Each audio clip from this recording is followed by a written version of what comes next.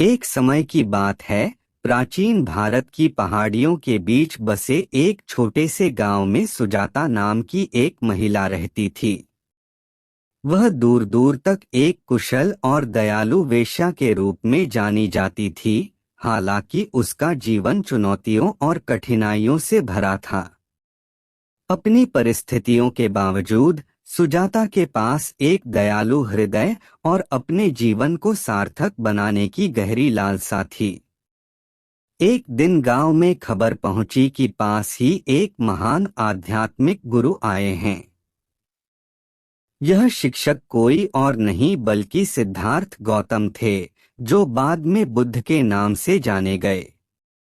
जीवन के सभी क्षेत्रों से लोग उनकी शिक्षाओं को सुनने और आत्मज्ञान के मार्ग पर मार्गदर्शन लेने के लिए आते थे। जिज्ञासा बढ़ी, सुजाता ने जाकर इस पूज्य शिक्षक को सुनने का फैसला किया। वह आशा और घबराहट के मिश्रण के साथ सभा में दाखिल हुई। जैसे ही बुद्ध बोले, उनके शब्द उस पर गहरे स्तर पर प्रतिध्वनित हुए। उन्होंने जीवन की नश्वरता, अस्तित्व में निहित पीड़ा और पीड़ा से मुक्ति के मार्ग के बारे में बात की। सुजाता की आंखों में आंसू आ गए, क्योंकि उसे एहसास हुआ कि शिक्षाएं आशा की किरण और उसके जीवन को बदलने का एक रास्ता प्रदान करती हैं। बातचीत के बाद वह गहराई से प्रेरित होकर बुद्ध के पास पहुंची और उनके सामने घुटने टेक दिए। उसका दिल उसकी पिछली पसंदों के बोझ से भारी था। धन्य है, सुजाता ने शुरू किया। उसकी आवाज भावनाओं से कांप रही थी। मैंने एक ऐसा जीवन जिया है जिसने मुझे बहुत दर्द और दुख दिया है। मैं उथले तरीकों से खुशी की तलाश में अंधेरे में भटक गई हूँ। क्या मेरे जैसे किसी के लिए कोई उम्मीद है मुक्ति पाएं और आपके द्वारा सिखाए गए मार्ग का अनुसरण करें? बुद्ध ने सुजाता की ओर करुणा और ज्ञान भरी दृष्टि से देखा। उन्होंने उसकी बाहरी परिस्थितियों से परे देखा और बदलाव की उसकी इच्छा की ईमानदारी को पहचाना। वह आगे बढ़ा और उसकी नजरें मिलाते हुए धीरे से उसकी ठुड्डी ऊपर उठाई। सुजाता, उन्होंने धीरे से कहा, अतीत जा चुका है और भविष्य अभी आना बाकी है।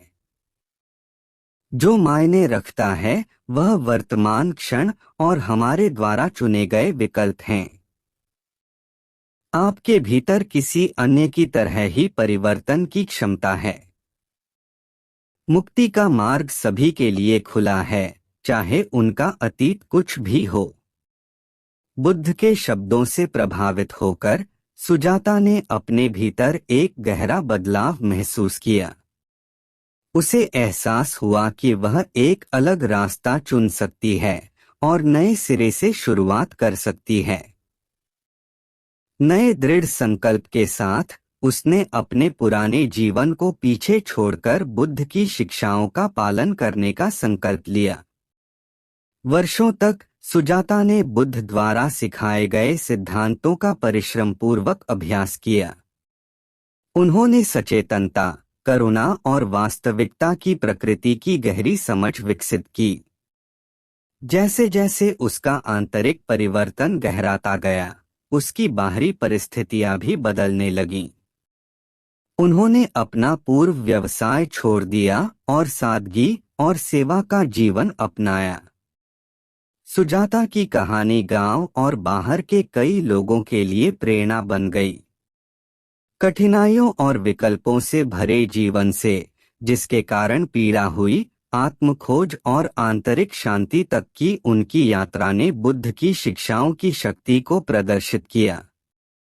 सुजाता न केवल अपने अतीत के लिए बल्कि अपनी गहन आध्यात्मिक अंतर्दृष्टि और दूसरों को उपचार और ज्ञानोदय के लिए अपना रास्ता खोजने में मदद करने की क्षमता के लिए भी जानी जाती हैं। और इसलिए सुजाता की कहानी एक बार भूली हुई वेश्या जिसने बुद्ध की शिक्षाओं के माध्यम से मुक्ति पाई, उनकी पिछली गलतियों या वर्तमान परिस्थितियों की परवाह किए बिना हर इंसान में निहित परिवर्तनकारी क्षमता का प्रमाण बन गई।